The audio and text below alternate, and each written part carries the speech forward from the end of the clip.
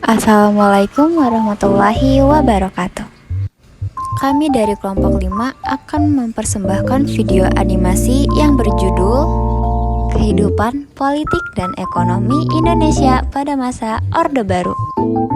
And happy for watching. Sebelum kita memasuki materi, ada yang udah tahu belum sih apa itu masa Orde Baru? Orde Baru adalah sebutan bagi masa pemerintahan Presiden tanggal 11 Maret 1966. Orde Baru berlangsung dari tahun 1966 hingga 1998. Dalam jangka waktu tersebut, ekonomi Indonesia berkembang pesat meskipun hal ini terjadi bersamaan dengan korupsi yang merajalela dan tidak kebebasannya berpendapat. Latar belakang.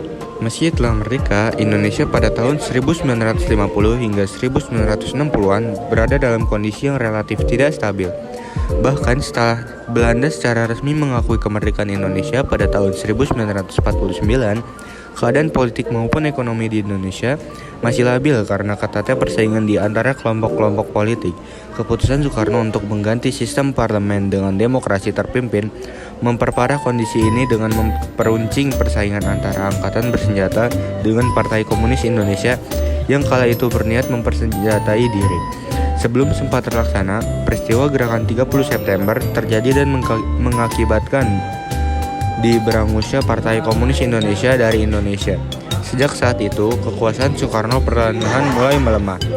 Akhirnya terbentuklah masa Orde Baru yang dipimpin oleh Soeharto selama 32 tahun.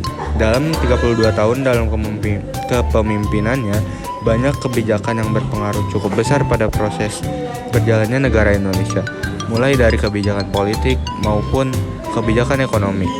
Kebijakan politik yang digunakan terbagi menjadi dua, yakni kebijakan politik dalam negeri dan luar negeri.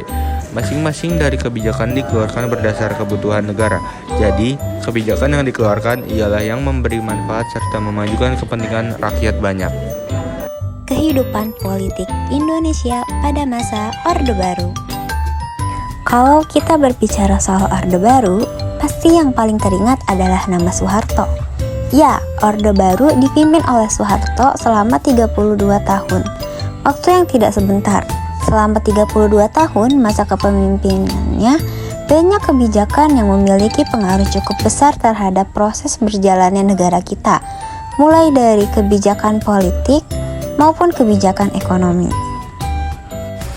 Kebijakan politik yang dikeluarkan terbagi menjadi dua, yaitu kebijakan politik dalam negeri dan luar negeri.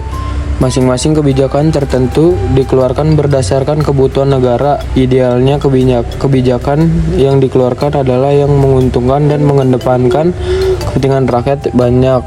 Nah, kita lihat nih beberapa kebijakan politik pada masa Orde Baru. Nah, ini dia kebijakan politik pada masa Orde Baru, yaitu pelaksanaan pemilu 1971, menyederhanakan partai politik, fungsi ABRI, pedoman penghayatan dan pengalaman Pancasila (P-1). Lalu selanjutnya adalah kebijakan politik luar negeri Indonesia antara lain. Kebijakan politik luar negeri Indonesia antara lain: 1. Indonesia kembali menjadi anggota PBB. 2. Pemulihan hubungan diplomatik dengan Malaysia dan Singapura dan pemutusan hubungan dan Tiongkok. 3. Memperkuat kerjasama regional dan internasional. 4. Pedoman penghayatan dan pengalaman Pancasila. Kehidupan ekonomi pada masa Orde Baru. Pemerintahan Orde Baru memiliki slogan yang menunjukkan fokus utama mereka dalam melakukan kebijakan ekonomi, yaitu trilogi pembangunan yang berisi pertumbuhan ekonomi yang cukup tinggi, pemerataan pembangunan dan hasil-hasilnya yang menuju kepada terciptanya keadilan sosial bagi seluruh rakyat, dan stabilitas nasional yang sehat dan dinamis.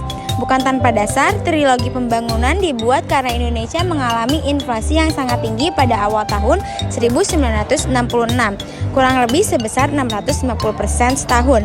Nah, beberapa kebijakan ekonomi yang dikeluarkan pada masa Orde Baru adalah Rencana Pembangunan 5 Tahun atau Repelita. Pada April 1969, pemerintah menyusun Rencana Pembangunan 5 Tahun atau Repelita yang bertujuan untuk meningkatkan sarana ekonomi, kegiatan ekonomi, serta kebutuhan sandang dan pangan. Repelita ini akan dievaluasi selama 5 tahun sekali. A. Repelita 1, yaitu April 1969 sampai 31 Maret 1974.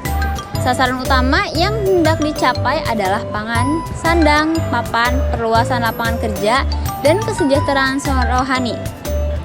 Pertumbuhan ekonomi berhasil naik 3-5,7%, sedangkan tingkat inflasi menurun menjadi 4,8%. Namun, kebijakan pada masa Repelita 1 dianggap menguntungkan investor Jepang dan golongan orang-orang kaya saja. Hal ini memicu timbulnya peristiwa malapetaka 15 Januari atau malari. B. Repelita 2, 1 April 1974 hingga 31 Maret 1979. Menitik beratkan pada sektor pertanian dan industri yang mengolah bahan mentah menjadi bahan baku.